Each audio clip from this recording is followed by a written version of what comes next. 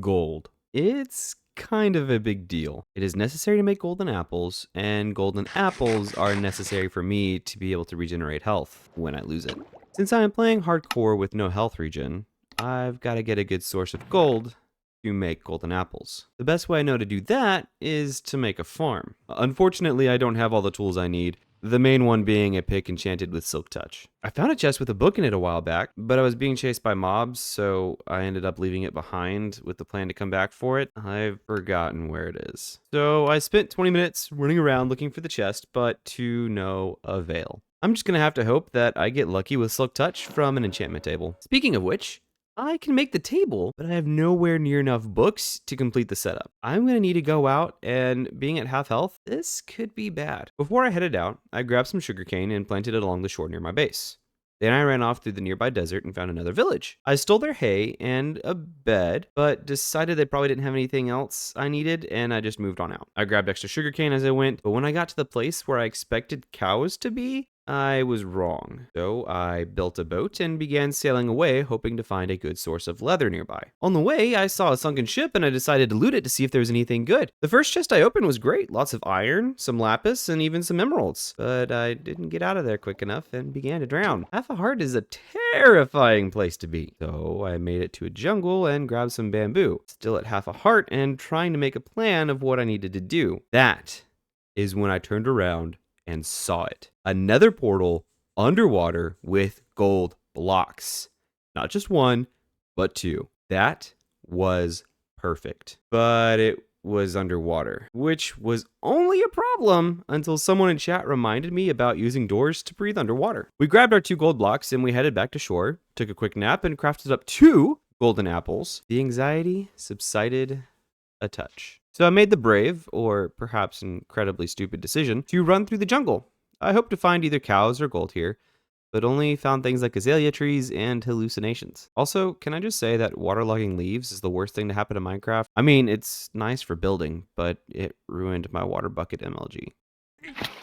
Oh, come on! Fortunately, not much later, I found at least one of the things I was looking for. Cows! So I went on a cow unaliving spree and gathered all the leather I needed. Then we headed home and hoped we'd find some gold on the way. No dice though. In fact, random chance, I floated my boat right over a pufferfish and back down to half a heart I went. I thought so many times that my world was ending. So as we arrived on my home island, I made a stop by a cave to hopefully grab a couple of bits of gold. I let it smelt, and while I did that, I made our enchantment table and bookshelves. Then I made a golden apple and got some regen going. In an effort to keep the good vibes going, I headed down our mountain and started making a strip mine to gold level. We got down to that level pretty quick, fought off several mobs, and got to mining. This was the best mining trip I could have hoped for. We found so many great resources, like a bit of gold, really less than I hoped for, but enough to help out. Plenty of iron and lapis, and I kid you not, we found so many diamonds. After spending a while in the mines, I decided to try to head back up to the surface, and I ended up back in one of the caves I had visited before. However, I noticed a ton of gold in the ceiling. So I precariously scaffolded around the ceiling, mining gold, and it was worth it.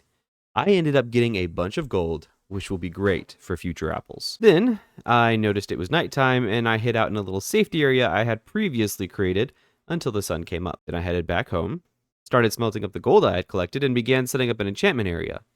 I quickly realized that while I had enough leather for the books, I was pretty low on sugarcane. So I ran out and grabbed a bit more from the area around my base. Once I got back, I crafted up all the books and bookshelves I needed and placed them around my enchantment table. That is, of course, after causing a bit of deforestation. Don't worry, I'll plant the trees back eventually. I got the last few levels I needed from the farmer villager I had captured earlier and ran off to enchant my pick, hoping for silk touch. No dice. But we did get a pretty solid pick, so it wasn't worth the re-rolling. I ran back down the mountain, was able to find the silk touch book, and threw it on my pick with an anvil that I had crafted. And now I have a brand new silky pick. If you have an awesome dirt related pun for a silk touch pick, leave it in the comments. I'll name this pick after the best one. Now it was go time. I crafted up a quick armor stand and placed all my old iron armor on it, while I crafted some shiny new blue armor from the diamonds I had managed to collect earlier. Ah, look, So good. I briefly looked at my iron armor in appreciation for keeping me alive thus far, and decided it was high time to add some more security measures in my tent, and added some fences at either side of the entrances. This was a brilliant idea. Thank you, James Ellis, for making me think of it. It was finally go time. I ran off in search of turtle eggs, and along the way mined a bunch of coal and iron from a stony beach nearby. No turtles were in the immediate vicinity, so I found a boat I had made previously and sailed a bit across the ocean to locate the jolly green reptiles.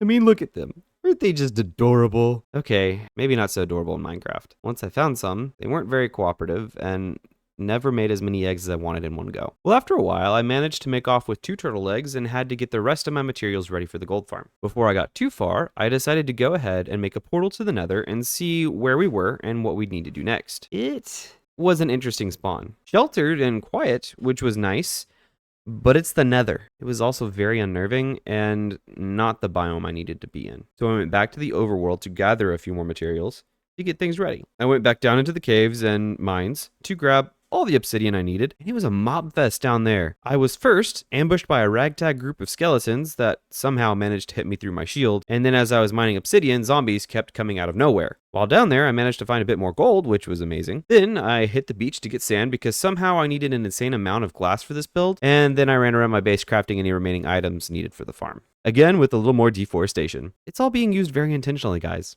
Don't worry. Once we had everything, we popped back into the nether, only to realize I was wrong. We didn't have everything we needed. We still needed an ender pearl. But I must have hit some kind of lucky streak because there was an enderman nearby, and once I killed him, he even dropped a nice present of an ender pearl for me. Then I explored a bit to find another waste biome, and once again I was extremely lucky because one was nearby, and we strolled on in. I felt a little exposed, but I went ahead and towered up to the ceiling and began digging out an area that I needed for a nice, large spawn chamber for some zombie piggies. By the way, this farm design is by ENX4. It's an absolutely brilliant farm designed to get you a ton of gold and XP, and it's fairly accessible early game, so long as you have at least a diamond pick with silk touch. Once we created half the spawn area, we popped down a nice nether portal and then finished digging out the spawn area. Let me just say, the entire time I was digging this out, I was stressing that my pick was going to break.